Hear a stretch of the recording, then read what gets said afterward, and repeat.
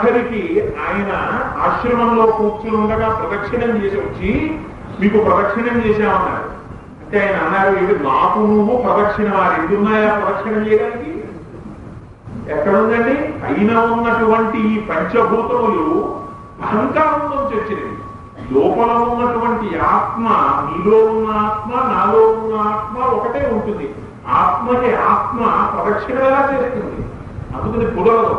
అందుకని నాకు ప్రదక్షిణం చేయగలిగిన వాడిగా, నాకు ప్రదక్షిణం చేయడానికి మళ్ళీ నువ్వు ఉన్నావా? ఇది ఎక్కడి నుంచి వచ్చింది? ఒక్కసారి నీకు నువ్వు ప్రశ్న చేసుకో.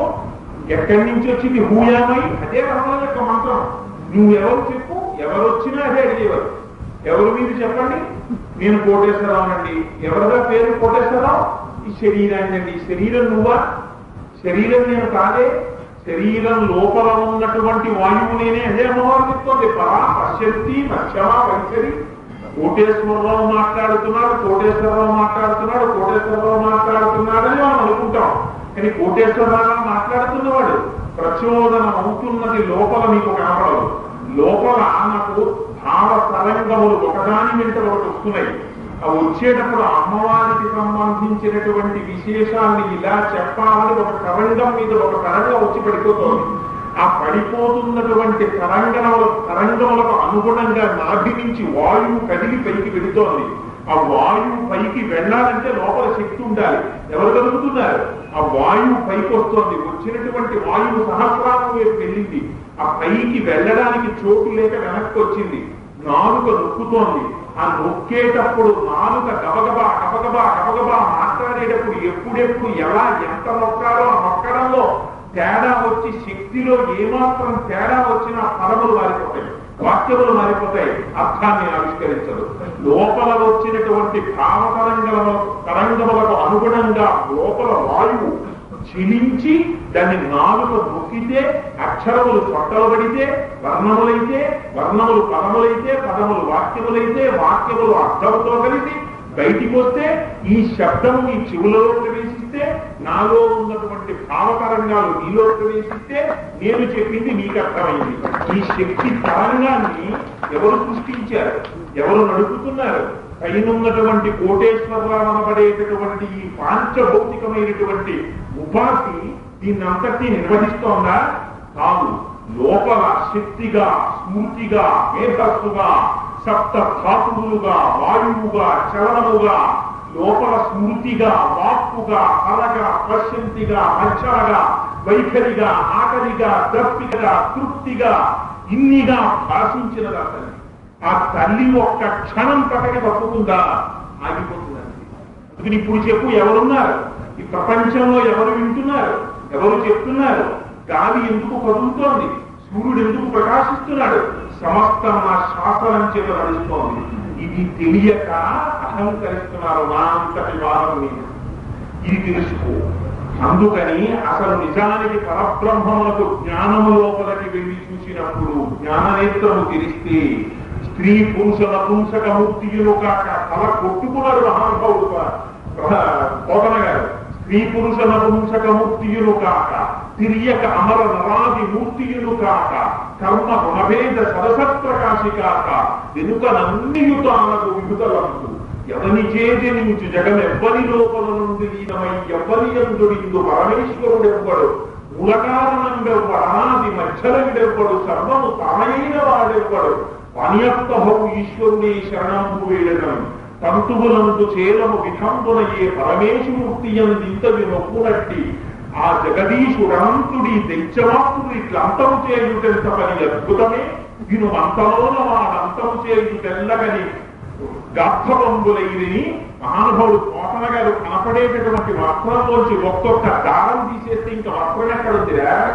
ఉన్నది వస్త్రం అంటే లోపల ఉన్నటువంటి దారాలే. అందుకని పైకి జగత్తుగా కనపడేటటువంటి లోపల ఉన్నది బ్రహ్మమే. పైకి జగత్తు లౌకిక నేత్రానికి కనపడుతుంది. జ్ఞాననేత్రంతో చూసినప్పుడు ఏకమేవా అద్వితీయ బ్రహ్మ, అదే నువ్వై ఉన్నావు. తత్వమసి మహావాక్యంతో ప్రమాణాన్ని స్థాపించి ఉన్నారు. అదే అమ్మవారు చెప్తోంది అని ఇంత చెప్పి తల్లి, కానీ నాయన ఈ జ్ఞానం అందరికీ నిలబడుతుందనుకోవడం దుస్సాధ్యము. ఇది నిలబడదు. ప్రయత్నపూర్వకంగా కొంతమంది భేదాన్ని చెప్తారు. శివుడు వేరు, కేశవుడు వేరు. అమ్మవారు చెప్తోందండి, నేను చెప్పట్లా. అందుకే ప్రమాణం తీసుకొచ్చి మరీ చెప్తున్నా. వ్యాసుడు చెప్పాడు, నేను చెప్పట్లేదు. యో హరిస్త శివ సాక్షాత్య శివస్య స్వయం హరి ఏతయో భేదమాతిష్ట నరకాయ భవేత్నవ. శివుడు విష్ణువు, విష్ణువు శివుడు, ఆ శివకేశవుడు నేను, అన్నీ కలిపి ఉన్నది ఒక పరబ్రహ్మం. ఆ పరబ్రహ్మములు విడదీసి శివుడు వేరని, కేశవుడు వేరని, అమ్మవారు వేరని జ్ఞాన దృష్టి లేకుండా చెప్పడము నరక హేతు. అది అజ్ఞానముతో మాట్లాడిన మాట, అది ప్రమాణములకు నిలబడదు. అద్వైతం సత్యం, సత్యం, సత్యం, పునః సత్యం అని అమ్మవారు ఆవిష్కరించి, అందుకని ప్రమాణాన్ని తీసుకొచ్చి చదివాను. ఇక్కడ నాకు రాగద్వేషాలు లేదు. వేదిక మీద కూర్చొని ఏదో ఒకటి చెప్పాలన్నది నా ప్రయత్నం కాదు. ఉన్నట్టు చెప్పడమే నా కర్తవ్యం అంతే. అందుకని అమ్మవారిని చెప్పిన తరువాత ఆశ్చర్యపోయారు బ్రహ్మగారు. అమ్మా, ఎంతటి జ్ఞానాన్ని ఆవిష్కరించావు తల్లి, ఈరోజు నేను ఎంతో సంతోషించానని మహానుభావుడు బ్రహ్మగారు ఆ తల్లి దగ్గర ఆనందపడిన తరువాత ఆ తల్లి ఆ ముగ్గురిని నిలబెట్టి ఒక మాట చెప్పింది. చూడండి, మీరు బ్రహ్మ, విష్ణువు, శివుడు, ఈ ముగ్గురు ఏం చేయాలి? నువ్వు సప్తగుణ సంపన్నుడవై శ్రీ మహావిష్ణువు, నువ్వు ఈ సమస్త బ్రహ్మాండములకు స్థితికారుడవై నిర్వహించాలి. అందుకని నీకు సప్తగుణం అధికంగా ఉంటుంది. బ్రహ్మ, నువ్వు చతుర్ముఖ బ్రహ్మవై, రజోగుణం లేకపోతే సృష్టి జరగదు. అందుకని నువ్వు రజోగుణ ప్రధానుడవై ఈ సృష్టిని అంతటినీ చెయ్యాలి. శివ, రుద్ర, నువ్వు లయకారుడవై తమోగుణం ఉండాలి. అందుకని తామసీ గుణంతో ఈ సమస్త జగత్తులని లయం చెయ్యాలి. కానీ ఇలా చెయ్యడానికి కావలసినటువంటి సత్వగుణం, రజోగుణం, తమోగుణం, ఈ మూడు గుణాలు, ఈ మూడు గుణములతో కూడినటువంటి శక్తులు మీకు కలవాలి. కలిస్తేనే అప్పుడు మీరు చెయ్యగలరు. అందుకని మీకు ముగ్గురిని శక్తులుగా ఇస్తున్నాను. సప్తగుణ ప్రధానుడైనటువంటి శ్రీ మహావిష్ణువుకి సప్తగుణ ప్రధానమైనటువంటి శ్రీ మహాలక్ష్మి శక్తిగా ఇస్తున్నాను. విష్ణు, నువ్వు ఈవిడిని నీ యొక్క వక్షస్థలమునందు ధరించి ఎన్నడూ పరిగణించకు. భార్య అన్న భావనతో ఉండకు, చులకన చెయ్యకు. ఇది ఆనాడు త్రిమూర్తులకు చెప్పింది కాదండి, ఇది సమస్త జగత్తుకి అమ్మవారు చెప్పింది. అందుకే ఇప్పటికీ కన్యాదానం చేస్తే నాన్నగారు ఏదో కోటేశ్వరరావు అని చెప్పి కాళ్ళు విడిగి కన్యాదానం చేయరు. ఎప్పుడు కన్యాదానం చేస్తారు? పెండ్లి కుమారునిలోకి శ్రీమన్నారాయణుని ఆవాహన చేసి, అమ్మవారు చెప్పింది సప్తగుణ ప్రకారం. అందుకని శ్రీమన్నారాయణుణ్ణి ఆహ్వానించి ఆవాహన చేసి తన కుమార్తెలోనికి శ్రీ మహాలక్ష్మిని ఆవాహన చేసి ఆ లక్ష్మిని తెచ్చి నారాయణుడికి ఇస్తున్నారు.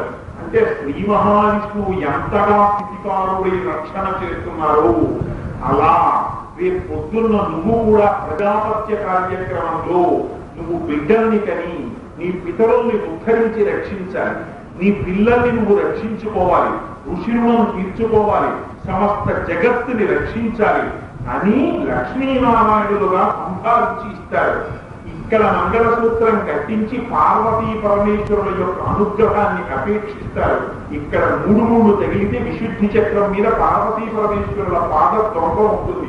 దాని మీద పడితే వాళ్ళల్లా కలిసి ఉండే ప్రేమ కలగాలని మంత్రముల చేత బ్రహ్మ సరస్వతి అక్కడ ఉంటే తప్ప క్రతువు నడవదు. అందుచేత ఎక్కడ చూసినా త్రిమూర్తులు ఉంటూనే ఉంటారు అని ఇంత ఉపాసన చేసి కన్యాదానం చేస్తారు కదా. అలాగే ఆనాడా తల్లి చెప్పింది, చులకన చెయ్యకు, భార్య ఏమి చూడకు, పరమ జాగ్రత్తగా ఈ శక్తిని కాపాడుకోమని లక్ష్మి ఇచ్చింది. బ్రహ్మగారిని పిలిచి ఆయనకి గీర్వాణి సరస్వతిని ఇచ్చింది.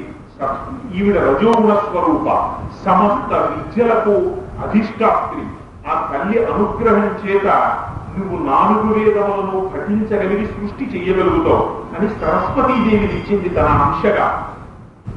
అదే తల్లి పరమశివుణ్ణి పిలిచి, పరమశివుడు అనకూడదు, శివుడు సదాశివుడు మహేశ్వరుడు పరమశివుడని పరమశివ పర్యంతం మీద అమ్మవారు పడుకుంటుంది. మళ్ళీ అందులో కొద్దిగా తేడా ఉంటుంది ఆ మూర్తి తత్వంలో. బ్రహ్మ ఒక్కటే, తత్వంలో చిన్న మార్పు వస్తుంది. సృష్టి స్థితి లయ కారకులుగా వచ్చినట్టు గుణముల చేత మార్పు వస్తుంది. అందుకని ఆ శివుడికి కాళికాదేవిని ఇచ్చింది. ఇచ్చి అందువల్ల మహాలక్ష్మి, మహాసరస్వతి, మహాకాళి. అందుకని శరన్నవరాత్రులు వస్తే మనం మొట్టమొదట చేసే ఉపాసన ఏం చేస్తానండి?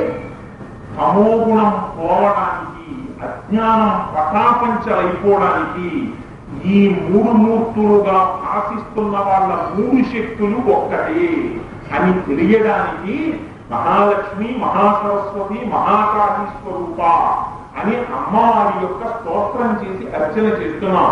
ఆ తమోగుణం పోవాలని. అని ఆనాడు ముగ్గురికి మూడు శక్తులనిచ్చి ఆ తల్లి వీడ్కోలు పలికినది. ఆనాడు విమానం ఎక్కి వాళ్ళ ముగ్గురికి మూడు లోకాలని సృష్టించుకునేటటువంటి అధికారం ఇచ్చింది. ఇలా ఎన్ని బ్రహ్మాండాలు ఉన్నాయో, ఎన్ని బ్రహ్మాండములలో మనకి మామూలు సోషల్ స్టడీసే చెప్తుంది కదండి. ఎన్నో స్టార్స్ ఉన్నాయి. అందులో సన్ ఒక స్టార్, సూర్యుడు. ఆ సూర్యుడికి ఆయన చుట్టూ కొన్ని గ్రహాలు తిరుగుతుంటాయి. అందులో భూమి ఒక గ్రహం.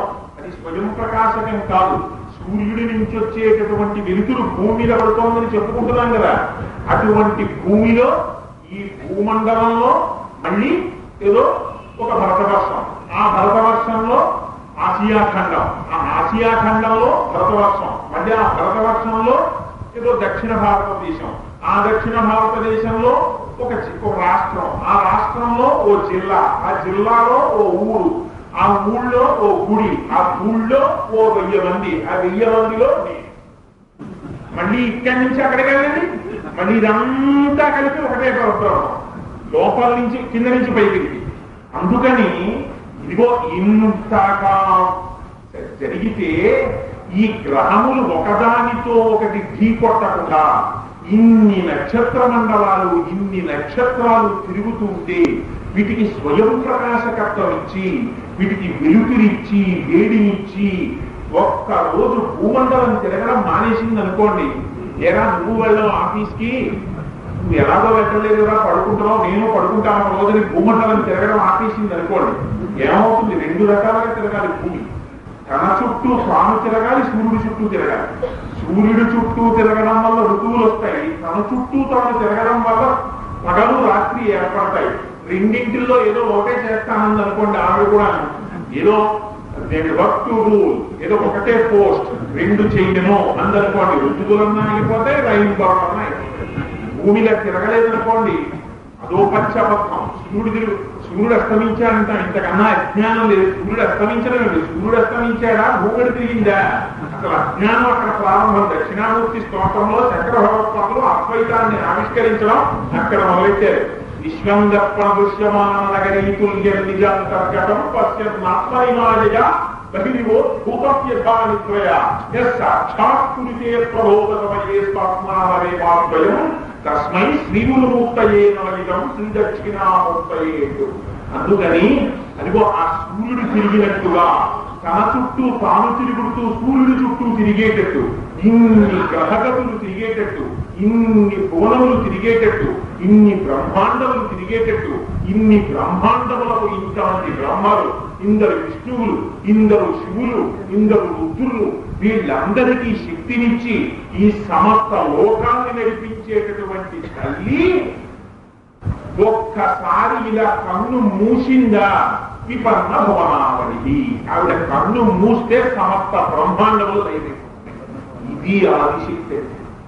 అటువంటి తల్లి నోరు విప్పి మాట్లాడి జ్ఞానాన్ని ప్రసాదించిన తరువాత బ్రహ్మగారు సత్యలోకాన్ని నిర్మించుకున్నారు. శ్రీ మహావిష్ణువు వైకుంఠాన్ని నిర్మించుకున్నారు. పరమశివుడు కైలాసాన్ని నిర్మించుకున్నాడు. ముగ్గురు మూర్తులు ఉన్న తరువాత బ్రహ్మగారిని నారదుడు ఒక అందమైన ప్రశ్న వేశాడు. అయితే నాన్నగారు, మీరు చెప్పిన దాన్ని బట్టి మీకు రజోగుణం ఉంది, శ్రీ మహావిష్ణువుకి సత్వగుణం ఉంది, శివుడికి తమో గుణం ఉంది. అంతే కదా యథార్థం. అపప్రభ ఏమిటంటే లోకంలో శివుడు లేఖారకుడు, తమో గుణ స్వరూపుడు, ఆయన ఉపాసన దేనికి అని కొంతమంది ప్రశ్న చేస్తూ ఉంటారు. అలాగే ఎందుకు ఇవన్నీ అంటే బ్రహ్మగారు అసలు ఈ మూడు గుణములలో ఒక గుణముతోనే సర్వకాలముల యందు ఉండిపోయేటటువంటి పదార్థములకు సాకారము ఉండదు. సాకారము ధరించి ఒక రూపముతో ఉన్నటువంటి మూర్తి ఎప్పుడు ఒక గుణముతో ఉన్నది కాదు. ఇది పరమేశ్వరుడు అంగీకరించాడు, మనం అంగీకరించగల. అసలు నిరాకారంగా, అందుకని ఒక్క జ్ఞాని మాత్రమే జ్ఞాన దృష్టి చేత నిరాకారమైనటువంటి పరబ్రహ్మాన్ని చూస్తాడు. అందుకే మొట్టమొదటి చెప్పేశారు వ్యాసుల వారు, సగుణ నిర్గుణాసాకు విధాప్రోక్త మనీషిభి సగుణ రాగిభి సేవ్య నిర్గుణాకు విరాగిభి. నిర్గుణంగా, గుణములు లేనిదానిగా, ఆకారము లేనిదానిగా, అనంతముగా, సర్వవ్యాపకంగా ఉన్నటువంటి ఆత్మని దర్శనము చెయ్యడానికి ప్రయత్నము చేసినటువంటి మహాపురుషులు జ్ఞానులు. వాళ్ళకి ఇంకా సాకారముతో సంబంధం ఉండదు. సాకారముగా చూడబడినటువంటి మూర్తులలో సత్వగుణము, రజోగుణము, తమోగుణము మారి మారి మారి మారి వృద్ధులు అవుతుంటాయి. ఇప్పుడు నేను కోటేశ్వరరావుగా జ్ఞానిగా అంతర్ముఖుడనైపోయినప్పుడు పరిస్థితి వేరు. అసలు ఆ రోజంటూ వస్తే అంటే అలా అన్నాను, నేనేదో జ్ఞాని అనుకునేది. కోటేశ్వరరావుగా ఒక అజ్ఞానమైనటువంటి స్థితిలో ఎప్పుడు మారుతుంటాయి మూడు గుణాలు. ఎప్పుడు ఒక గుణం అన్నది ఉండదు. అలా ఎలా మారుతాయండి? ఒక గుణం ఉన్నప్పుడు ఇంకో గుణం ఉండే అవకాశం ఉంటుందా? ఉంటుందా కాదు. ఎలా ఉంటుంది? సప్తగుణం ఉందనుకోండి, సప్తగుణ లక్షణమే ఉంది. సప్తగుణం ఉత్సాహంగా ఉంటుంది, పరమేశ్వర కైంకర్యం చెయ్యాలని ఉంటుంది, స్తోత్రం చెయ్యాలని ఉంటుంది, సాత్వికమైనటువంటి సంభాషణ ఉంటుంది, క్షమ ఉంటుంది, ఓర్పు ఉంటుంది, ఇవన్నీ ఉంటాయి. రజోగుణం ఉందనుకోండి, ఏదో దండయాత్ర చెయ్యాలని ఉంటుంది, కోరికలు ఉంటాయి, ఊహిస్తూ ఉంటాడు, తీవ్రమైనటువంటి పరిస్థితి ఉంటుంది. తమోగుణం ఉందనుకోండి, నిద్రపోతారు, వారసత్వం, అజ్ఞానం మూడు ఉంటాయి. ఇలాంటివన్నీ ఉన్నప్పుడు మూడు గుణాలు ఒక్కసారి ఎలా ఉంటాయన్నారు అంటే బ్రహ్మగారు చెప్పారు. నీకు మూడు ఉదాహరణలు చెప్తాను. ఒక దీపం ఉంది, ఆ దీపంలో నూనె వేసావు, నూనెలో ఒత్తి వేసావు. ఇప్పుడు దానికి అగ్నిహోత్రాన్ని వేయించావు. అగ్ని ఒత్తిని కాల్చేస్తుందా కాల్చదా? కాల్చేస్తుంది. నూనె ఒత్తిని ముంచేస్తుందా ముంచదా? ఆర్పేస్తుంది. నూనెలోకి ఒత్తి దిగిపోయింది అనుకోండి, ఆరిపోతుంది. ఆర్పుతుందా ఆర్పడా? ఆర్పుతుంది. నూనె ఒత్తిని శవంలోకి తింపుకోకుండా, ఒత్తిని అగ్ని కాల్చి వేయకుండా ప్రమిదలో మూడు కాపలం చేస్తే ఒక దీపమై జ్ఞానముగా ఎలా భాషించి చీకటిలో ఉన్న వస్తువుని మీకు చూపించిందో అలా నీలోనే సత్వగుణము, రజోగుణము, తమోగుణము మూడు భాషిస్తుంటాయి. మారి మారి మారి మారి ఉద్భుతమవుతుంది. ఇంకా ఇంకొక ఉదాహరణ చెప్పనా? బ్రహ్మాండమైనటువంటి మబ్బు పట్టి ధారాపాతమైనటువంటి వర్షం కురుస్తోంది. కాముకుడైనటువంటి వాడు సంతోషిస్తాడు, భార్యని ఆలింగనం చేసుకుని కాముక సుఖం లభిస్తామని. కర్షకుడు సంతోషిస్తాడు, పంట పండుతుందని. కూలి గుడిసెలో ఉన్నటువంటి వాడు పైకప్పు సరిగ్గా లేని వాడు గోల్మని ఏడుస్తాడు, ఇల్లు పాడైపోయిందని. ఆ వర్షమునకు ఏ దోషము లేదు, కానీ ఒకే వర్షము ఒకరికి రజోగుణ తృప్తిని, ఒకరికి సత్వగుణ తృప్తిని, ఒకరికి తమోగుణ భేదాన్ని మూడింటిని ఇచ్చిందా లేదా? 10 మంది భార్యలు కలిగినటువంటి దక్షిణాయకుడైనటువంటి భర్తకి ఒక భార్య గొప్ప పరిచర్య చేసింది. ఆ భర్త ప్రీతి పొందుతాడు, ఆ భార్య తరపు బంధువులు ఆనందిస్తారు. మా అమ్మాయి వాళ్ళ ఆయనని శుశ్రూష ద్వారా తన చెప్పు చేతలో పెట్టుకోగలిగిందని సపత్నులు బాధపడతారు. ఎందుకని? తోడికోడళ్ళు ఈవిడికి మాత్రం ఆయన లొంగిపోతున్నారని బాధపడతారు. ఒక సఫల్య ఒకరికి మోహం, ఒకరికి ఖేదం కలిగించిందా లేదా? అలా నీలోనే సత్వగుణము, రజోగుణము, తమోగుణము మూడు కాపాడుతాయి. ఉండి మారి మారి మారి మారి ప్రచోదనం అవుతుంటాయి. ఇలా మారి ప్రచోదనంలోనే అసలు రహస్యంగా ఈ సమస్త సృష్టి నడిచేస్తోంది అర్థం. ఇది అమ్మవారి రహస్యం. ఆవిడ కంటికి కనపడకుండా ఈ సత్వగుణాన్ని, రజోగుణాన్ని, తమోగుణాన్ని మూడింటిని తన చేతిలో పెట్టుకుని నడిపించేస్తుంది. ఎలా నడిపిస్తుందన్నారు? సత్వగుణము, రజోగుణము, తమోగుణము, ఈ మూడు ఇచ్ఛాశక్తి, జ్ఞానశక్తి, క్రియాశక్తులు అంటారు. అందుకే లలితా సహస్రంలో అమ్మవారిని ఇచ్ఛాశక్తి, జ్ఞానశక్తి, క్రియాశక్తి స్వరూపిణి అని పేరు.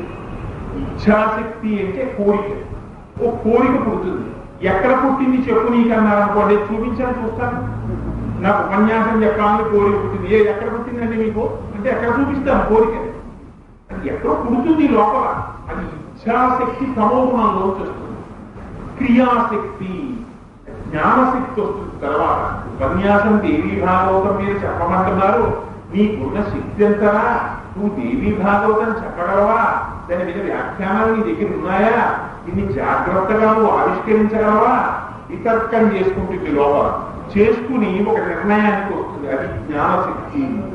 ఆ తరువాత సరే చెప్పు అని నిర్ణయం జరిగితే క్రియాశక్తి. అప్పుడు కాళ్ళు చేతులు అన్ని కదిలి వచ్చి ఇక్కడ కూర్చుంటాను. కూర్చుంటే మాట్లాడతాను. ఈ మూడు జరగాలంటే లోపల నుంచి నడుస్తోంద శక్తి. అందుకని ఈ ఇచ్ఛాశక్తి, జ్ఞానశక్తి, క్రియాశక్తులుగా సప్త రజస్తమోగుణంలో పారిపోతుంటాయి. వీటిలో వచ్చే తమోగుణంలోంచి 5 తన్మాత్రలు వస్తాయి. శబ్ద, స్పర్శ, రస, రూప, గంధములని. ఈ 5 బయట ఉండేటటువంటి పంచమహాభూతములతో సంబంధం పెట్టుకుంటాయి. అది శబ్దం ఎక్కడి నుంచి వస్తుంది? ఆకాశంలోంచి వస్తుంది. ఇప్పుడు మీరు చూస్తున్నారు, నేను మాట్లాడుతున్నాను, మీరు వింటున్నారు. ఏదైనా మాట పట్టుకోండి. కోటేశ్వరాలు మాట్లాడినటువంటి మాట ఒకసారి పట్టుకుందాం అన్నాం అనుకోండి, ఎక్కడ పట్టుకుంటారు? మాట ఎక్కడి నుంచి ఎక్కడికి ప్రసారం జరుగుతోంది. నీళ్లలో నేను కూర్చుని మాట్లాడటం మొదలెట్టాను అనుకోండి, మీరు అక్కడ కూర్చున్నారు అనుకోండి, నీళ్లలో మీకు వినపడుతుందా? ఆకాశంలోనే వెళ్ళాలి మాట. అంటే ఆకాశం అంటే ఏమీ లేనటువంటి చోట అక్కడ మాట పెడుతుంది. అందుకని దీన్ని తన్మాత్ర అంటారు. ఈ తన్మాత్ర అయినటువంటి శబ్దం ఆకాశం అనేటటువంటి భూతంతో కలుస్తుంది. శబ్ద స్పర్శ అంటే ఇలా ముట్టుకుంటే తెలియడం. ఈ స్పర్శ అనేటటువంటి వాయువు ఉండడం చేత తెలుస్తుంది. లోపల వాయువు లేదనుకోండి, దాన్ని అగ్నిహోత్రం చేత స్పర్శింపజేసినా వాడికి ఏం బాగుంటుంది, హాయిగా పడుతుంటాడు. ఈ స్పర్శ తెలిసేటప్పుడు వాయువు ఉంటేను. అందుకని పంచమహాభూతములలో వాయువుతో సంబంధం పెట్టుకుంటుంది స్పర్శ. శబ్ద, స్పర్శ, రస. రస అంటే రుచి. రుచి తెలియాలనుకోండి నీరు ఉండాలి. నీరు లేదనుకోండి రుచి తెలియదు. వంకాయలు మీరు ఎంత గొప్ప సఫలం వంకాయలు తీసుకురండి, నీళ్లు పైకుండా కూరటి పెట్టండి, చూస్తారు ఎవరు తింటారు? మాడి మసి బొగ్గైపోతుంది. రుచి తెలియాలంటే నీటి వల్ల తెలియాలి. అందుకని రుచి అనేటటువంటిది జలభూతంతో సంబంధం పెట్టుకుంటుంది. తన్మాత్రగా మారిపోతుంది. బయట పంచమహాభూతాల్లో భూతమైపోతుంది. శబ్ద, స్పర్శ, రస, రూప. రూపం అంటే మీ కంటికి ఒక నామముగా, ఒక రూపముగా జగత్తు కనపడుతూ ఉండాలి. అలా కనపడాలంటే వెలుతురు ఉండాలి. అందుకని అగ్నితో సంబంధం పెట్టుకుంటుంది. శబ్ద, స్పర్శ, రస, రూప, గంధ. ఆఖరిది వాసన. ఈ వాసన తెలియాలంటే పృథివీలోంచి తెలుస్తుంది. పృథివీ వాసనకి అత్యంత ప్రధానం. అదేమిటండి పృథివీకి వాసన ఏమిటి అని మీకు అనుమానం రావచ్చు. ఇక్కడే ఒక వేప చెట్టు వేయండి, ఇక్కడే ఒక మల్లె చెట్టు వేయండి. మల్లె చెట్టుకి పూసినటువంటి మల్లె పూలకి వాసన పృథివీలోంచి వచ్చింది. వేప చెట్టుకి పూసినటువంటి వేప పూలలో ఉన్నటువంటి చేదు వాసన భూమిలోంచి వచ్చింది. లేకపోతే 2 మొక్కలు ఎక్కడి నుంచి తెచ్చుకున్నాయా వాసనలు? 2 వాసనలు పృథివీలోంచే రావాలి. ఎన్ని వాసనలు ఉన్నా పృథివీలోంచే రావాలి. అందుకని వాసనలు పృథివీకి ఉంటాయి. అసలు ఈ రహస్యం మీకు మామూలుగా తెలిసిపోతుంది. బాగా ఎండిపోయి నేల మీద వర్షం పడింది అనుకోండి, అంటే వాసన వస్తుంది. భూమికి సహజంగా వాసన ఉంది. అందుకని తమోగుణంలోంచి పంచ తన్మాత్రలు, పంచభూతములు వస్తాయి. ఆ రజోగుణంలోంచి 5 జ్ఞానేంద్రియాలు వస్తాయి. అవే కన్ను, ముక్కు, చెవి, నాలుక, చర్మము. ఇవి ఇంకొక 5 కర్మేంద్రియాలు వస్తాయి. కాళ్ళు, చేతులు, నోరు, మలద్వారము, మూత్రద్వారము. ఈ 5 వస్తాయి. 5 వాయువులు వస్తాయి. ప్రాణ, అపాన, జ్ఞాన, ఉదాన, సమానములు. ఈ 5 వాయువులు వస్తాయి. ఇవి రజోగుణం చేస్తుంది. సత్వగుణం దగ్గరికి వెళ్ళేసరికి ఈ వీటినన్నింటినీ నియంత్రించగలిగిన దేవతలు దాని చేతిలో ఉంటారు. మనకు ఉన్నటువంటి జ్ఞానేంద్రియాలు ఉంటాయి. కళ్ళు ఉంటాయి, ముక్కు ఉంటుంది, చెవులు ఉంటాయి, నాలుగు ఉంటుంది, చర్మం ఉంటుంది. ఈ 5ంటికి సంబంధించినటువంటి దేవతలు దిక్కులు, వాయువు, సూర్యుడు, వరుణుడు, అశ్విని దేవతలు, ఈ ఐదుగురు సత్వగుణంలోంచి వస్తారు. అందుకే దేవతలందరినీ సత్వగుణంగా చెప్తారు. ఇవి కాకుండా లోపల అంతఃకరణ చతుష్టయం అని మనసు, బుద్ధి, చిత్తము, అహంకారం అని 4 ఉంటాయి. ఈ 4గింటికి అధిష్టానంగా మనస్సుకి చంద్రుడు ఉంటాడు, బుద్ధికి బ్రహ్మగా ఉంటాడు. అందుకే మహానుభావుడు హనుమ బుద్ధిమతాపరిష్టం. అందుకని బయలుదేరే ముందు సూర్యాయ మహేంద్రాయ పవనాయ స్వయంభువే బుద్ధేభ్యశ్చలింకృత్వ చకాల గమనేమతి దేవీ భాగవతానికి వ్యాఖ్యాన శ్లోకం, ఆ ప్రార్థనా శ్లోకం. అందుకని అలా నమస్కారం చేసి బయలుదేరారు.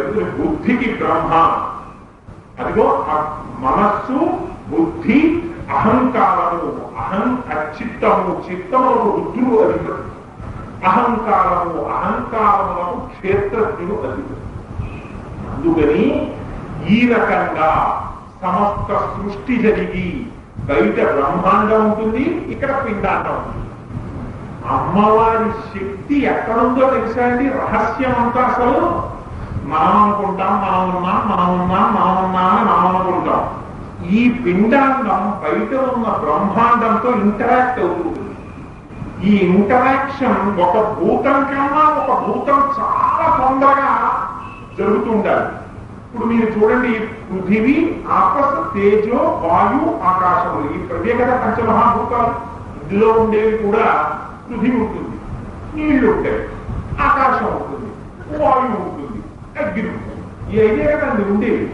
బయటే ఉంటాయి, ఇదే ఉంటాయి. అవి పంచమహాభూతాలు. ఇందులో కూడా పంచభూతాలు ఉంటాయి. ఇప్పుడు ఇందులో ఉన్న పృథివీ బయట ఉండేటటువంటి పృథివీతో ఇంటరాక్ట్ అవుతూ ఉండాలి. ఇది ఎవరు చేస్తున్నారు చెప్పండి? నేను చేస్తున్నానా? ఇక్కడ కూర్చుని పృథివీతో ఇంటరాక్ట్ చేస్తున్నానా? పృథివీ అంటే ఈ శరీరం. ఇది నిలబడాలంటే ఏం చేస్తుంది? అమ్మవారు చెప్పింది ఇప్పుడే, ఆకలి అంటుంది. అంటే మళ్ళీ పృథివీలోంచే రావాలి దీన్ని తీర్చడానికి. మళ్ళీ పృథివీ ఓ యాపిల్ పండు ఇస్తుంది. ఆ యాపిల్ పండు తెచ్చి నోట్లో వేస్తాను. వేస్తే పచ్చని ఉన్న పృథివీ తీసుకుంటుంది. ఈ పృథివీతో ఇంటరాక్ట్ అయ్యేటట్టు ఎవరు చేస్తున్నారు? నేను చేస్తున్నారా, మీరు చేస్తున్నారా? నిజం చెప్పండి, ఎవరు చేస్తున్నాం? ఎవ్వరం చేయట్లేదు. కంటికి కనపడకుండా అమ్మవారు చేస్తోంది. ఈ ఇంటరాక్షన్ ఆగిందనుకోండి, పృథివీ అంటే మందగించిందనుకోండి ఆకలి, వాడు ఏమి తినడం మనిషి ఏమవుతుంది? అర్జెంటుగా చచ్చిపోదు. మీరు ఇవాళ ఉపన్యాసానికి వెళ్ళి పొద్దున్న ఎడతాను లేవే హాస్పిటల్కి మధ్యలో ఉంటాను, రాత్రికి ఇచ్చాము, దయచేసి వెళ్ళిన ఉపద్రవం ఏం లేదు. పంచమహాభూతాల్లో పృథివీతో వచ్చేటటువంటి ఇంటరాక్షన్ లెస్ డేంజరస్. రెండవది నీరు పృథివీ కన్నా కొంచెం ప్రమాదం. నీరు లోపల ఉండడం మానేసింది అనుకోండి, అంటే వర్షాకాలంలో ఎక్కువ వస్తుంటుంది, కింద నుంచి నీళ్లు వెళ్ళిపోతూ ఉంటాయి, గుడద్వారం నుంచి వెళ్ళిపోతుంటే, అప్పుడు నీళ్లు వెళ్ళిపోతుంటే 1 గంట పోయాక హాస్పిటల్కి వెళ్ళొచ్చు. అక్కడ కూడా ఏదో కాసి ఉప్పు పంచదార నీళ్ళు ఏవో తాగి ప్రాణాలు నిలబెట్టుకో 1 గంట పోయాక వెళ్ళొచ్చు. రేపెడతారంటే అప్పుడు సిలైన్ పెట్టేయాలి, వాడు ప్రాణాలు వెళ్ళిపోతారు. అందుకని పృథివీ కన్నా ఇది ఇంకొంచెం తొందరగా వెళ్ళాలి. మూడవది అగ్ని. టెంపరేచర్ పడిపోయి అరికాళ్ళు రుద్దవలసిన టైం వచ్చేసింది అనుకోండి, అలా కాదండి 1 గంట ఏదో ఒకటి ఇలా రుద్దించి వెళ్తామంటే కుదరదు. దీనికన్నా కొంచెం తొందరగా వెళ్ళాలి. ఒక భూతం కన్నా ఒక భూతం ఇంటరాక్షన్ స్పీడ్ గా ఉంటుంది. నాలుగవది పృథివీ, ఆకాశం. ఆకాశం బ్లాక్ అయింది అనుకోండి. ఆకాశం అంటే ఏమిటండి? ఏమీ లేకపోవడం. ఏమీ లేకుండా కూడా లోపల ఉండాలి. అంటే ఆహారం తీసుకోవడానికి శాస్త్రం చెప్పారు 3వ వంతు కడిపే నింపాలి, పూర్ణంగా నింపకూడదు. నింపితే వ్యాధికారం అయిపోతుంది. 1/3వ వంతు నీళ్లతో నింపాలి, 1/3వ వంతు శూన్యంతో వదిలిపెట్టాలి. తేలికగా జీర్ణం అవుతుంది పదార్థం. అందుకని మనకి ఎక్కడో లోపల రక్తకేశనానికి చిన్న వెంట్రుకలంత సమసన్నది గొట్టాలు పరమేశ్వరుడు నిర్మించి లోపల పెట్టేశాడు. పెట్టేస్తే వాటిల్లోంచి రక్తం వెళ్ళిపోతూ ఉంటుంది. ఇక్కడ మోటార్ పనిచేసేస్తుంటుంది. ఈ కింద నుంచి బ్లడ్ ఎక్కేస్తుంటుంది, పైకి పంప్ చేసేస్తుంటుంది. బ్యాడ్ బ్లడ్ ప్యూరిఫై అయిపోతూ ఉంటుంది, గుడ్ బ్లడ్ పంపింగ్ అయిపోతూ ఉంటుంది. ఎవడు చూస్తున్నాడు ఇదంతా? నేనేం చూసుకుంటున్నానా? ఎవడంటే ఈ శక్తి అంతా చేస్తున్నవాడు? It's wonderful construction. Human body అనేది ఎక్కడ అది అమ్మవారంటే ఇలా వెళ్ళిపోతున్న దాంట్లో ఒక చోట ఆకాశం బ్లాక్ అయింది అనుకోండి, ఎక్కడో చిన్న రక్త కేశనాళికలో కొవ్వు పెరిగి రక్తం వెళ్ళడం ఆగిపోయింది అనుకోండి. ఆగిపోతే పెరాలిటిక్ స్ట్రోక్ అని వచ్చేస్తే అధికారులు రుద్దడంత టైం కూడా కుదరదు. అర్జెంట్ గా అంబులెన్స్ కారు ఎక్కించి తీసుకెళ్ళిపోవాలి. అన్నింటికన్నా వాయువు. ఇంకా అది తీసుకెళ్ళడానికి అంబులెన్స్ ఉందేమో చూడరా, ఏంటి ఇలా కొట్టుకుంటున్నాడని చెప్పి, లేకపోతే కారు తీసుకురానో, ఏదో పక్క సందులోకి వెళ్ళి కారు తీసుకొచ్చో పక్క వాళ్ళ కారులో తీసుకెళ్ళేటంతటి టైం ఉంటుంది. వాయువు, ఈ వాయువు బయట వాయువు లోపలికి వెళ్ళాలి, లోపల వాయువు బయటికి వెళ్ళాలి. ఎప్పుడైనా బ్రహ్మాండంలో ఉన్న వాయువు దిక్కుమన్నారా రోజు వాయువు వదులుతో నేను పుచ్చుకోను అనుకోండి, ఏమిటి మన బతుకు? ఎన్నాళ్ళు గుర్తు చేసుకుంటావా? నా దగ్గర గాలి ఒక్కనాడు నీకు కృతజ్ఞత లేదు, నేను ఇవ్వను అనుకోండి. గాలి బ్రహ్మాండం ఏమైపోతుంది? పిండాండం. ఎప్పుడైనా బ్రహ్మాండం పిండాండంతో రియాక్ట్ అవ్వడానికి అంగీకరించలేదు అనుకోండి, అంటే బయట వాయువు లోపలికి వెళ్ళడానికి, లోపల వాయువు బయటికి వెళ్ళడానికి ఆగింది అనుకోండి ఒక్క క్షణం. ఇంకా రేపెడనం, గంట పోయాకెడనం, కారు తీసుకొచ్చేడనం ఉండవు. ఊపిరి ఆగిపోతుందంటే ఏమీ లేకపోతే భుజాల మీద ఎదురు పరిగెత్తాలి. ఎందుకని? అంతకన్నా స్పీడ్. అందుకని పంచభూతాలతో రియాక్ట్ అవుతున్నంతసేపు మనకు అమ్మవారి గురించి అక్కర్లేదు, మనం పట్టించుకోం. ఇందులో ఏదైనా ఒక్క చోట ఇది మళ్ళీ బ్రహ్మదండంలో కూర్చుని మూలాధారం నుంచి సహస్రారం వరకు ఎన్ని రూపాలుగా ఉండి ఏం చేస్తుంటుందో ఇంకా సహస్రం చెప్పేస్తుంది. మూలాధారైకగ్రంథి వివేదిని స్వాదిష్టానం భుజారూఢ అని ఒక్కొక్క చోట ఒక్కొక్కలా ఎలా కూర్చుని ఏమేమి శక్తులు చేసుకుంటుందో అమ్మవారు మీ కంటికి కనపడవు. అందుకే నేను నాడి నరములు కనపడతాయి, నాడులు కనపడవు. ఇంత పిండాండ బ్రహ్మాండముల ఇంటరాక్షన్ జరుగుతుంటుంది. ఇందులో ఎప్పుడో ఒకప్పుడు ఈ రియాక్షన్ ఆగిపోతుంది. ఇది ఎవరు చేస్తున్నారు? మీరు చేస్తున్నారు ఏంటి? శంకరులు మాట పెట్టి చెప్పారు దీన్ని. యావత్లో నివసతి దేహే తావత్కృచ్యతి కుశలంగే గతవతి వాయో దేహాపాయే భార్య బిభ్యతి తస్మించాయే. ఏమిట్రే నీ వెర్రి? నావిడని వెర్రెక్కిపోతున్నావు. నువ్వు ఊపిరి తీస్తున్నావు, విడిచిపెడుతున్నావు కాబట్టి కోడెవరా బాగున్నారా అడుగుతున్నారు. నువ్వు తీస్తున్నావు ఏంటి ఊపిరి? రాత్రి పడుతున్నప్పుడు నువ్వు తీసావా ఊపిరి? ఆ ఊపిరి ఒకనాడు నీ ప్రమేయం లేకుండా ఆగిపోతుంది. ఆగిపోయిన తరువాత యావత్కలో నివసతి దేహే తావత్కృచ్యతి కుశలంగే. బాగున్నారా అని అడిగిన వాళ్ళు గతపతి వాయు దేహాపాయి. పాపం వీడేమో ఆపేసుకోలేదా? ఊపిరి వెళ్ళిపోయింది అంతే. వెళ్ళిపోతే ఆ శరీరాన్ని పడుకోబెడితే అంతకు ముందు ఎప్పుడైనా కాలు తగిలితే కొడుకు కలకట్టుకున్నాడు. ఇవాళ కొత్త కళను తీసుకొచ్చి కలపలేసి గట్టి తీసుకెళ్లి అభిభాగంలో పారేస్తున్నాడు. దేవుడు కాదు, మీ నాన్నగారు అలా పారేస్తున్నావు అంటే, మా నాన్నగారు కాదండి, ఇది నాకు విదిత కర్మ, మా నాన్నగారు వెళ్ళిపోయారు, దంచినిష్టి సంస్కారం, ఆయన శరీరాన్ని తీసేస్తున్నానంటే. అదేమిట్రా మీ నాన్నగారిని ఇది కాకుండా నువ్వు ఇంకోళ్ళని ఎప్పుడైనా చూసావా? ఎవరు పోయారు చూపించింది? ఇక్కడ ఉండగా మీ నాన్న అంటే ఎవరు దిగ్గుమల్లవా అని చెప్పలేదు, కానీ మా నాన్న పోయాడు అంటాడు. పోనీ అమ్మవాడు అజ్ఞాని కుర్రాడు, తెలీదమ్మా. పెళ్ళైనప్పటి నుంచి మా మొగుడు నా మొగుడిని పట్టుబడుతున్నావే, ఇంకా ఆడవాళ్ళకే కదండి, మొగాడైనా కూడా. అందుకని అంటే ఉపన్యాసం చెప్పిన వాడిని నేను కాబట్టి పక్షపాతంగా మాటన్నా అనుకోకండి. శంకరంలో చెప్పిన రీతిలో చెప్పానంటే భార్యా విభ్రతి అన్నారు కాబట్టి. అని అమ్మ పెళ్ళైనప్పటి నుంచి నువ్వు పట్టుకుపడుతున్న శరీరం ఇదే కదా నా ఆయనని. అదే కదమ్మా బయట వర్షం వస్తోంది, ఇవాళ రాత్రికి బెడ్రూమ్ లో పెట్టుకు పడుకోండమ్మా, రేపు పొద్దున్న తీసుకెళ్ళిపోతామంటే ఆవిడ అంటుందిగా, ఓన్లేండి అలా ఎలా పడుకోబెట్టుకుంటాను, నాకు కొంచెం బెంగండి, రేపు వరకు బయట ఎలా ఉంటాయండి అన్నదట. శంకరులు ఉన్నారు బిభ్యతి, అడిగిపోతుంది. ఓర్మీయ సాక్ష్యాలు కూడా నేను పడుకోబోయేదా శవం తస్మిన్ కాయే. ఆయన శరీరం ఆయన కాదంతో చూసిందా ఎప్పుడైనా? ఆయన కాకుండా లోకంలో దేవుడు ఇది నీ బతుకు, ఏమిటనుకుంటున్నావో ఒక్కసారి ఇంట్రాక్షన్ ఆగిపోయిందా, నువ్వు నా భార్య భార్య అన్నదనే మాటని, నా కొడుకు కొడుకని నువ్వు విర్రెక్కిపోయినవాడు చేసేదని, నా ఐశ్వర్యం అని నువ్వు సంపాదించింది చేసేదని ఏం చేస్తుంది? కింవానేన ధనేన వాజి కరిమి ప్రాప్తేన రాజ్యేన కింవా పుత్ర కలత్ర మిత్ర పశుమిత్యేన జ్ఞాతైత క్షణభక్తులంతమనిరోధ్యాద్యం మరూపూర్వ స్వాత్మార్థం గురువాక్యము భజవశ్రీపాదం. ఎందుకులైతే వెళ్ళి నీ వెంట నీ ధనం వస్తుందా, నీ ఆస్తి వస్తుందా, నీ ఇల్లు వస్తుందా, ఎవరు వస్తున్నారు? నువ్వు కట్టుకున్న ఇంటిలోంచి దుఃఖ నక్షత్రం బయటపడుతున్నారు.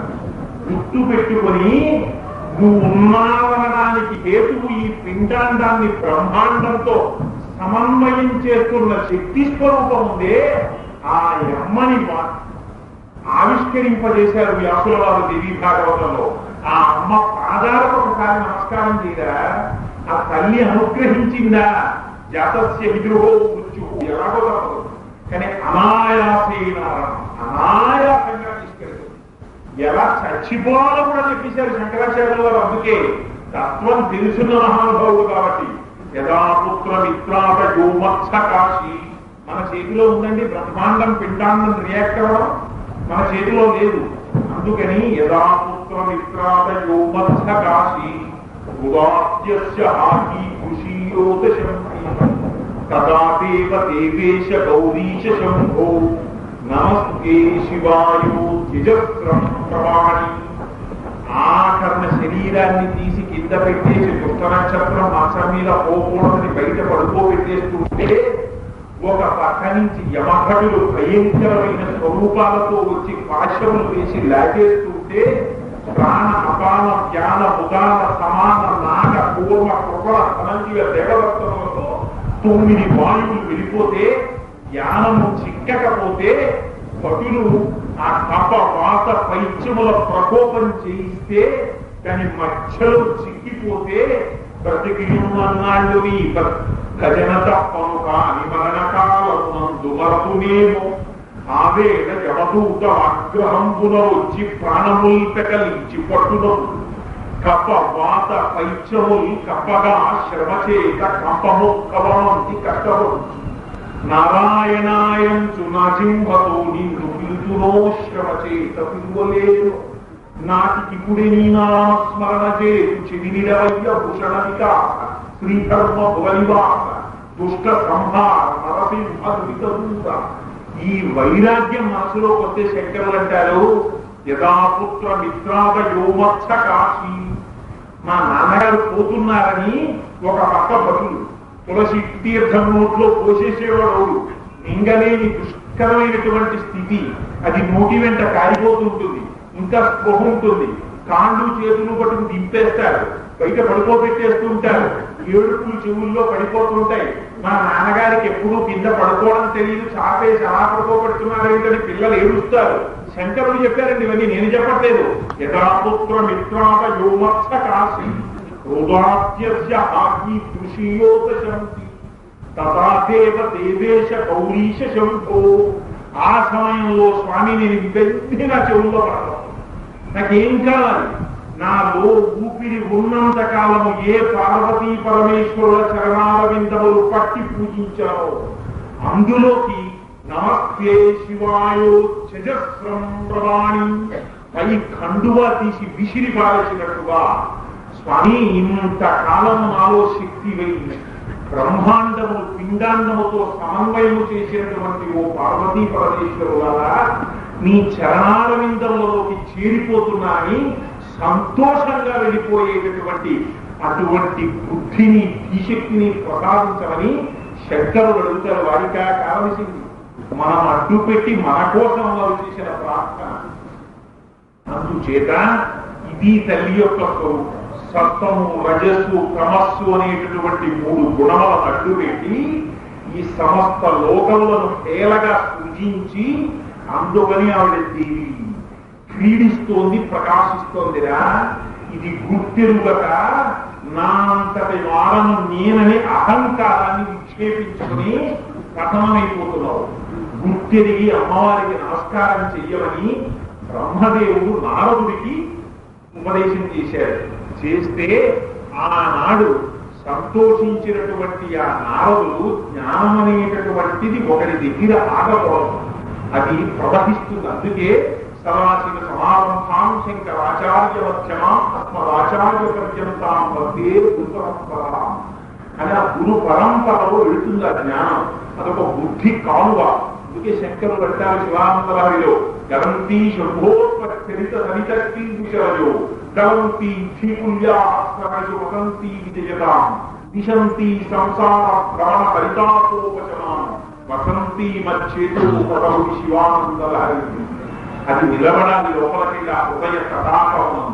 అందుకని అలా ప్రవహించినటువంటి ఆ జ్ఞాన గంగ బ్రహ్మ నుంచి నారదుడికి, నారదుడి నుంచి వ్యాసుడికి, వ్యాసుడి నుంచి ఆ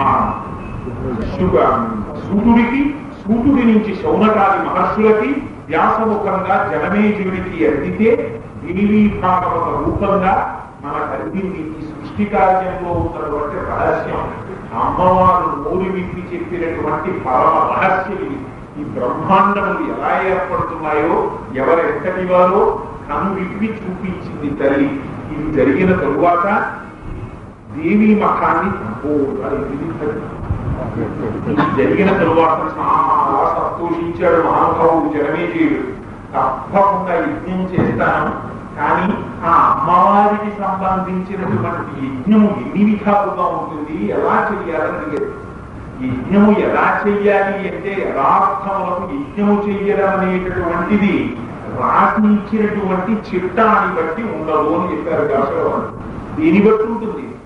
సాత్విక యజ్ఞము, రాజస యజ్ఞము, తామస యజ్ఞము, జ్ఞాన యజ్ఞము అని 4 ఉంటాయి. సాత్విక యజ్ఞం అంటే మహర్షులు చేస్తారు, ఇక్కడికి దానితో ప్రయోజనం ఏమి ఉండదు.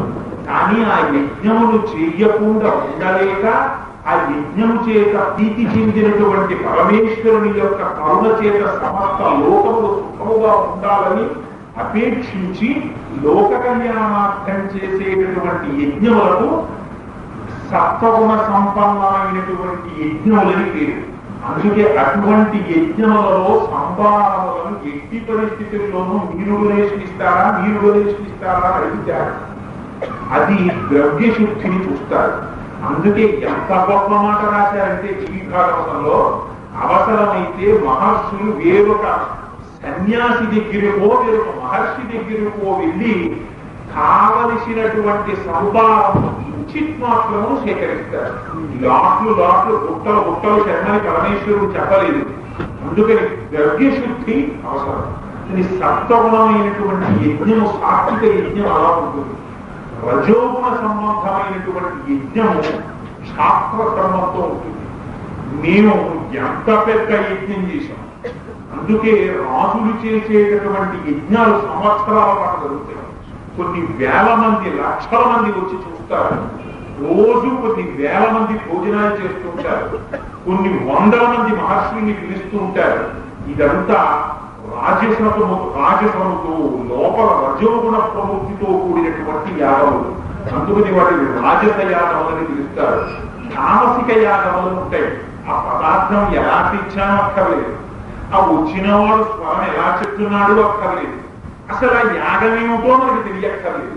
అసలు ఎందుకు చేస్తున్నామంటే అవశ్యాన్ని శరీరాన్ని అందరి డబ్బు నాకేరాని, ఎందుకు అంటే పరపేర రాస్తాయ, ఇంకోడు నాశనం అయిపోవడానికి యజ్ఞం. ఇది రాక్షసులు చేస్తారు. అందుకని తామసీ యజ్ఞం. 4వది మానసిక యజ్ఞం. అసలు జ్ఞాని యజ్ఞం లేదు. ఇది యథార్థం. అసలు జ్ఞానికి యజ్ఞం లేదు. వివిధాయోగం చెప్పింది వ్యాసుడు చెప్పాడు, నేను చెప్పడం లేదు. సరే ఏమి యజ్ఞం చేస్తారని అడిగారు. లోపల సంకల్పం చేస్తారంతే. ఆ యజ్ఞ వీధులు, యజ్ఞ గుండాన్ని సమస్తాన్ని లోపలే ఏర్పాటు చేస్తారు. చేసి కుండలిని కలుపుతారు. కలిపి ఆ కుండలిని ఒక్కొక్క చక్రం దాటి పైకెడుతుంది. పైకి వెళ్ళిన తరువాత సహస్రానందు పరమేశ్వరుని యొక్క అంకము మీద కూర్చున్నటువంటి అమ్మవారి కాలు ఆజ్ఞాచక్రం మీద పగలగానే గడ్డ కట్టినటువంటి సుభాసింధువు కలిగి దర్శిస్తుంది. జ్ఞాని యొక్క నాడులన్నీ అమృత వర్షంలో కలిసిపోతాయి. లేదా జ్ఞాన మార్గంలో సర్వం కల్విదం బ్రహ్మ అని నమ్మి తిరుగుతాడు అంతే. అందుకే రాములు అంటారు, జ్ఞానికి చెయ్యవలసిన కర్తృత్వము లేదు, వాడు చేసినదే కర్మ. అలాగే కర్మ చెయ్యకుండా ఉంటాడు. కానీ జ్ఞాని నోరు విప్పి ఏం చెప్పారో అది వేదమై కూర్చుంటుంది అంతే. వేదమని మళ్ళీ ఇంకక్కర్లా. జ్ఞాని అదే కదండి, అటువంటి జ్ఞాని ఎంచుకునే పరమేశ్వరుడు చెవులో చెప్పాడు. చెప్తే ఉచ్ఛ్వాస విశ్వాసాలు వేదమయ్యి.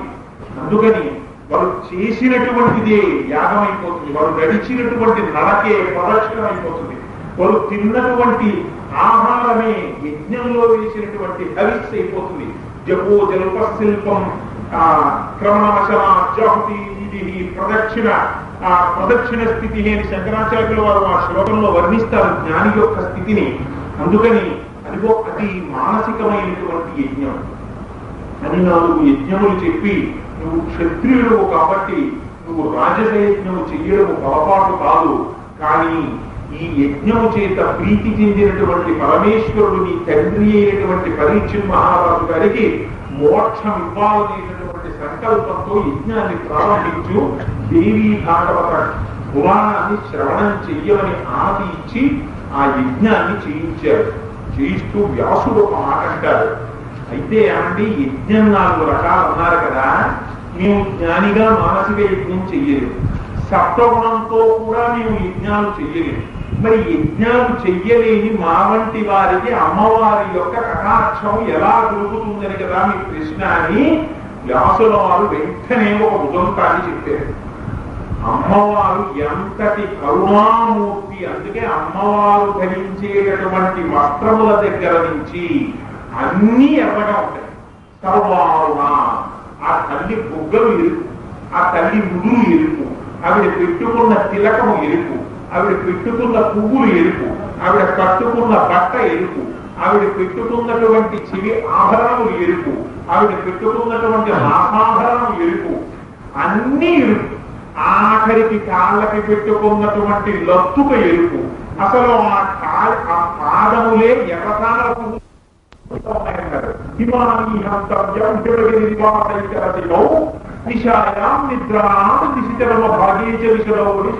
సౌందర్యలో చంద్ర భగవత్వాదులు పొంగిపోయారు అమ్మవారి పాదాలు చెప్పి. అటువంటి పాదాలు. అందుకని అంత ఎరుపే. ఎరుపు దేనికి గుర్తు? ఆ ఎరుపు వాత్సల్యానికి గుర్తు. అమ్మవారు ఎంతటి గొప్ప భువనేశ్వరు, ఆవిడ అంతటి వాత్సల్యమూర్తి. దీనికి మీకు ఒక ఉదాహరణ చెప్తాను తేలికగా. ఆవిడ చాలా పెద్ద అధికారిని. ఎక్కడ అధికారిని? ఆవిడ ఆఫీసులో ఆవిడ అధికారిని. ఆవిడ ఎంత పెద్ద అధికారినైనా ఆవిడ పిల్లవాడు అమ్మా నడిచినటువంటి అరుపు వినపడింది అనుకోండి, నేను ఇప్పుడు మంచి కాన్ఫరెన్స్ లో ఉన్నాను, బయటికి రావడం కుదరదని ఆ తల్లి అనుకుందా అంటే తల్లి పుత్రోజాయేతత్వచితపి కుమాతాన భవతి ఒక్కనాటికి అవసరం. అది కాన్ఫరెన్స్ అవ్వచ్చు, ఇంకోటే అవ్వచ్చు. కొడుకు అమ్మాని పెద్ద ఆర్తితో కేకబెట్టాడా, మంత్రం అక్కర్లేదు, జపం అక్కర్లేదు, తపస్సు అక్కర్లేదు. ఇది రక్షణ హేతువు అమ్మా అన్న పిలుపు. అందుకే లలితా సహస్రానికి ఇంకో పేరు లేదు, శ్రీమాతతో ప్రారంభమైంది. అమ్మాని పిలిచాడా, ఆవిడ ఎంత పదవిలో ఉంటే ఎందుకు, ఎంత జ్ఞానం అయితే ఎందుకు అక్కర్లేదు, పరిగెత్తుకొచ్చేస్తుందంటే ఆమె చూపించింది. అందుకే ఒక గొప్ప, మేము ప్రతిరోజు దీన్ని స్మరిస్తామన్నారు అసలు. ఒక ఉదంతం చెప్పారు. పూర్వకాలంలో దేవదత్తుడు అనేటటువంటి ఒక బ్రాహ్మణుడు ఉండేవాడు. ఆయన ఒక బ్రహ్మాండమైనటువంటి యజ్ఞాన్ని సంకల్పం చేశారు. దీనికి యజ్ఞం అన్నారు. అంటే ఈ యజ్ఞము చేయడము చేత నాకు కుమారుడు కలగాలన్నారు అని ఆ యజ్ఞం చిట్ట చివరికి వచ్చేస్తోంది. ఇంకా ఆ యజ్ఞము చేత ప్రీతి చెందిన పరమేశ్వరుడు ఈయనకి కుమారుణ్ణి ఇవ్వాలి. అటువంటి సమయంలో ఉద్గాత అంటే అక్కడ వేదాన్ని సుస్వరంగా చదవాలి. ఉద్గాత. ఆ ఉద్గాత పొరపాటున ఏమి చేశాడంటే సామవేదాన్ని చదివేటప్పుడు ఊపిరిని బాగా బిగపట్టి దీర్ఘంగా వాక్యములను ఆవిష్కరించగలిగినటువంటి శక్తి ఉంటేనే సామవేదాన్ని చెప్పిస్తాడు.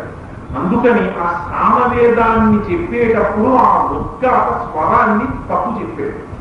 చెప్పేటప్పటికి యజమానికి కోపం వచ్చింది. నేను కొడుకు కోసమని ఇంత యాగం చేస్తుంటే నువ్వు స్వరం తప్పావు కాబట్టి ఏమి పని రాయి నీకు స్వరం చేతకాలా అని పెద్దల ముందు అధిక్షేపించాడు. అధిక్షేపిస్తే ఆయన అన్నాడు, ఎంత మాటన్నావా, లోపల ఉండేటటువంటి శ్వాసని బిగబట్టి వాక్యములుగా మార్చడం అంటే నా చేతనైన పని నువ్వు అనుకుంటున్నావు. అది నా చేతనైన పని కాదు. లోపల ఆ వాయువుని ఊపిరిని కుంభించి దాన్ని వాక్యాలుగా మార్చి లేదా ఉక్కులుగా ఆ లోపల ఉండేటటువంటి మంత్రాలుగా సుస్వరముగా వాటిని పైకి చెప్పాలంటే లోపల అమ్మవారి యొక్క అనుగ్రహము వాయువు దాన్ని మంత్రంగా మార్చి బయటికి ఆవిష్కరింపజేయాలి. ఒక్కొక్కసారి ఆ ఉద్భవంలో చిన్న తేడా రావచ్చు. అది స్వరంలో ఎంతటి వారికి కూడా కొద్దిగా కష్టం వస్తుంది.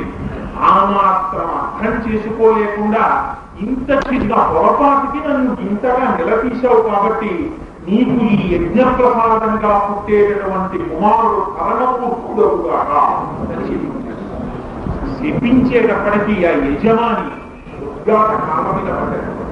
ఎంత మాటన్నాయా, విద్వాంసుడైన కుమారుడు పుట్టాలని ఇంత యజ్ఞం చేశారు. ఆఖరికి చిట్ట చివరిని శాప కారణంగా మూర్ఖుడైన కొడుకు పుడుతున్నాడు. కొడుకు మూర్ఖుడైనటువంటి వాడు పుడితే ఎంత, పుట్టకపోతే ఎంత. ఇంకటువంటి కుమారుడు దయచేసి నన్ను అనుగ్రహించి ఆ శాపాన్ని ఉపసంహరించమని కాలమే అడగారు. ఉపసంహరించమని నా చేతిలో లేదు, కానీ దీనికి కొద్దిగా తీవ్రత తగ్గిస్తాను. మూర్ఖుడై పుట్టినటువంటి నీ కుమారుడు కొంతకాలమునకు మహాపండితుడవుగాక అని వరమిచ్చాడు.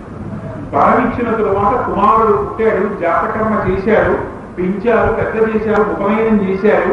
వాడికి సంధ్యావందనానికి కూర్చోపెట్టి ఆచమనం చేయడానికి ఓం కేశవాడి స్వాహ అన్వా అంటే వాడి నోరు తిరిగేశారు. తండ్రి తల కొట్టుకున్నాడు. మహావిరవేదాంగములు తిరిగినటువంటి వాడు కొడుక్కి సంధ్యావందనం చేయడానికి ఆచమనం చేయడం చేత కాదు వాడికి. చెప్పాడు చెప్పాడు చెప్పాడు, ఎంత చెప్పినా వాడికి అక్షరం ముక్క రావట్లేదు. నీ వంటి వాడు కొడుకు పుట్టే కన్నా వికలాంగుడైనటువంటి కొడుకు పుడితే నేను సంతోషిస్తుందా, మూర్ఖుడైన కొడుకుని రా అని ఏడిచాడు. ఆ కొడుకు మనసు వికలమైంది. తండ్రిని ఇంతగా బాధ పెట్టినటువంటి నేను ఉంటే ఎంత, ఊడిపోతే ఎంత అనుకున్నాడు. అనుకుని తల్లిదండ్రులకు చెప్పకుండా ఒక నాటి రాత్రి ఇల్లు విడిచిపెట్టి వెళ్ళిపోయి ఒక కొండ దాటి ఒక పల్లె పట్టు చేరుకున్నాడు. చివరకు అక్కడ ఒక చిన్న పర్ణశాల నిర్మించుకుని ఆ పర్ణశాలలో తన వాసము చేస్తున్నాడు. ఆ పర్ణశాలలో వాసము చేస్తూ ఎవ్వరితో మాట్లాడేవాడు కాదు. మాట్లాడటానికి స్వచ్ఛంగా ఏమైనా 4 మాటలు మాట్లాడడం వస్తేదో పాపం ఆయనకి, అందుకుని నోరు తెరిచేవాడు కాదు. నా అజ్ఞానం బయటకు వస్తుంది. కాకి స్నానం చేసినట్టుగా పొద్దున్నే వెళ్ళి ఆ నదిలో మునిగేవాడు. ఎందుకని సాంప్రకంగా కాదు కాబట్టి కాకి మునిగినట్టు మునిగేవాడు. ఇంటికి వచ్చేవాడు, మళ్ళీ కూర్చునేవాడు. ఎవరన్నా పెడితే తినేవాడు, లేకపోతే అడిగేవాడు కాదు. ఇది చూశారు. అబ్బో ఏమి తపస్సుడైంది, నిజంగా ఇది కదా తపస్సు అంటే. ఒక్కనాడు నూరు విప్పడు, ఒకడు అడగడు. స్నానం గురించి తాపత్రయం లేదు, అనుష్ఠానం కూడా చెయ్యడు. తనలో తాను రమించిపోతుంటాడు. ఈయన నిజంగా తపస్సు అంటే ఇంది అని ఆ ఊళ్ళో ఉన్న వాళ్ళందరూ ఇంటి సత్య తపస్సు అని పెట్టి, ఇంకా మనకి ఎక్కడైనా ఒక ఆయన చాలా శక్తివంతుడు టాక్ వచ్చింది అనుకోండి, ఎక్కడెక్కడి నుంచి వచ్చేస్తాం సహజం కదా. అందుకని వచ్చేసి పళ్ళు ఇస్తున్నారు, ఫలాలు పాలిస్తున్నారు, అన్ని ఇస్తున్నారు. ఆయన వచ్చిన వాటిని తింటున్నాడు, కూర్చుంటున్నాడు. ఎందుకని నోరు విప్పడానికి ఆయనకి భయం, అందుకని ఆయన కూర్చుంటున్నాడు. ఇలా రోజులు వెళ్ళిపోతున్నాయి, కాలం వెళ్ళిపోతుంది, పెద్దవాడు అయిపోతున్నాడు. నేను ఇలా దొంగబోతుకి ఎంతకాలం దొరుకుతున్నాను, నా ప్రాణం పోయినా బాగుంటుంది లోపల ఎదుస్తున్నాడు. పైకి మాట్లాడకుండా కూర్చుంటున్నాడు. అబ్బో ఎంత తపస్వి వాళ్ళు చేస్తున్నారు, తింటున్నాడు. ఇలా వెళ్ళిపోతున్నాయి రోజులు. కొన్నాళ్ళు అయిన తర్వాత ఒక రోజు రాత్రి ఒక వేటగాడు ఒక బ్రహ్మాండమైనటువంటి అడవి పందిని వేటాడుతూ వచ్చాడు. ఆ పంది అటు పరిగెత్తింది, ఇటు పరిగెత్తింది. ఆఖరికి వేటగాడు దాని మీద బాణం తీసిపెట్టాడు. ఆ బాణం వెళ్ళి దాని వక్షస్థలంలో గుచ్చుకుంది. ఆ గుండెల్లోంచి రక్తం కారుతోంది. ఏ జీవికైనా బాధ ఒకటే కదండి. అందుకని నడుస్తూ ఆ అడవి పంది పరసాలలో వచ్చేసేటప్పటికీ ఇలా మనం కూర్చున్నట్టుగా గపాన్న ప్రాణంతో పెద్ద అడుగులు వచ్చేసింది అనుకోండి, అరుస్తూ ఇలా కూర్చుంటానా ఉపన్యాసం చెప్తారా నీ గపాలను వేసుకో. అలా ఆయన కూడా అక్కడ ఉన్నవాడు గపాలను లేచిపోయాడు. లేచిపోయి ఇంద్ర ఈ అక్షరం ఏదో భలే విచిత్రంగా ఉన్న పంది ఈయన్ని చూసి భయపడు మూలకెళ్ళి ఐ ఐ అంటారు. అది చూసి ఏదో చాలా బాగుంది ఐ ఐ ఆ అందంలో పందిని చూసి భయపడ్డాడేమో. దృష్టి అంతా శబ్దం మీద నిలబడిపోయింది. శబ్ద బ్రహ్మమయి, చరాచరమయి, జ్యోతిర్మయి, వాంగ్మయి, తత్వాతీతమయి, నిరంజనమయి, తత్వాతీతమయి, పరాత్పరమయి, మాయామయి, శ్రీమయి అని అనవాల్సింది. అందుకని ఆ శబ్దం నందు ఆ దృష్టి అంతా నిలబడిపోయి ఐం ఐం ఐం అన్నాడేమో శాస్త్రపోయి. అమ్మవారు వెంటనే ప్రత్యక్షమై ఆ 4 మీద బీజాక్షరాలు రాసేసైగానే బ్రహ్మాండమైన విద్వాంసుడు అయిపోయాడు. అయిపోగానే వేటగాడొచ్చాడు. వచ్చి ఇటుగా ఇబ్బంది వచ్చిందా అన్నాడు. లోపల బీజాక్షరాలు అమ్మవారు రాసేసిందేమో, పెద్ద విద్వాంసుడు అయిపోయాడు. పంది ఇటు వెళ్ళిందంటే సంహరిస్తాడు. సంహరిస్తే ఆ చంపినటువంటి పాపంలో తనకి భాగం పడుతుందని ఆయన అన్నాడు. యా పశ్యతి రసా భూతే యా భూతే సహ పశ్యతి అహో వ్యాహస్పటావ్యాధి పృచ్ఛసి పురాపురా అన్నాడు. ఏం చెప్పమంటాయా? చూసింది మాట్లాడేది చూడదు. అందుకని ఈ అడవిలో ఎన్ని పొంగులు లేవు, ఇంకో చోటుకి వెళ్ళారు. ఏం చెప్పమంటావు? ఏమిటి? యా పశ్యతి రసా భూతే, చూసిన కళ్ళు మాట్లాడవు. యా పృచ్ఛతి సహ పశ్యతి, మాట్లాడే మోను చూడడం తెలియదు. యథార్థంగా ఏం చెప్పింది. అందుకని ఏం చెప్పమంటారు? అడవిలో ఎన్ని పొంగులు లేవు, ఇంకో చోటుకి వెళ్ళారు. అబద్ధం చెప్పలేదు, అలానే పూర్ణమైనటువంటి సత్యం కూడా. అందుకని ఆయన మీదకి దోషం కాదు. ఇంత విద్వాంసుడు అయిపోతుంది. అందుకని అమ్మవారి కటాక్షానికి ఇన్ని హోమన చెయ్యాలనుకుంటున్నావేమో. వాడు అమ్మా అని కూడా పిలవలేదు, ఐం ఐం అన్నాడు. అడిగిపోయి చూసి అంటే అయిపోలేదండి. కాళిదాసు గారు అయిపోరా? కాళిదాసు గారు మహానుభావుడు ఆ కొలువులో ఉండగా ఏకసంతాగ్రాహి, ద్విసంతాగ్రాహి, త్రిసంతాగ్రాహి అని ఉండేవారు. వాళ్ళు ముగ్గురు ఏ పండితుడిని రానిచ్చేవారు కాదు. ఆ పండితులు ఎవరైనా వస్తే ఏది పద్యం చెప్పనేవారు. ఆ వచ్చిన పండితుడు పద్యం చెప్పగానే ఏకసంతాగ్రాహి ఒక్క మాట విని పట్టేసేవాడు. మహారాజా వీడు అపర్థం, ఇంతకు ముందు ఇది ప్రధాన పుస్తకంలో ఉంది, ఆ పుస్తకంలో చదువుతున్నాడు, ఇదిగో నేను చెప్పేస్తాను చూడండి అని చెప్పేసేవాడు ఆ పద్యం. ఆ వచ్చిన వాడు చెప్పగా ఏకసంతాగ్రాహి చెప్పగా 2 మాటలు విన్నాడు కాబట్టి ద్విసంతగ్రాహి చెప్పేవాడు. 3 మాటలు విని త్రిసంతగ్రాహి చెప్పేవాడు. వచ్చిన వాడిని శిక్షించి పంపించేసేవాడు రాజుగారు. ఎవ్వరూ వెళ్ళలేకపోయారు. ఆఖరికి కాళిదాసు గారు కనిపెట్టారు. అమ్మవారి యొక్క అనుగ్రహం ఉన్నవాడు కాబట్టి ఆయన దగ్గరికి వెళ్ళారు. వెళ్ళి రాజుగారి కీర్తిని వర్ణిస్తాను, రేపు సభకు వచ్చారు. ఏం చెప్తావు? పద్యం చెప్పన్నారు. అంటే ఏదో పద్యం చెప్పాడు. శ్మశానంలో ఎముకలాగా, పశువు యొక్క పళ్ళలాగా అంత తెల్లగా ఉంటుంది రాజుగారి కీర్తి అని చెప్తానన్నాడు.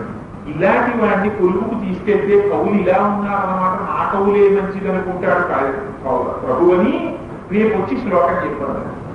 అమ్మవారి ప్రపుండానికి 5 బీజాక్షరం రాసింది అమ్మవారు.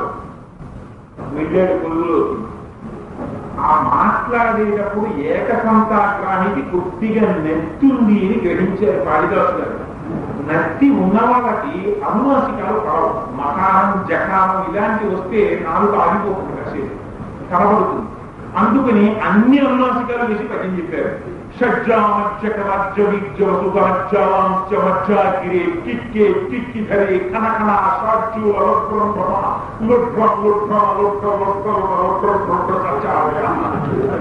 అనేసరికి కూడా ఆగిపోయాడు. విసంతాగ్రహం ఆగిపోయాడు, త్రిసంతాగ్రహం ఆగిపోయాడు. ఇంత శక్తి ఎక్కడి నుంచి వచ్చింది? ఒక పశువులా కావాలి.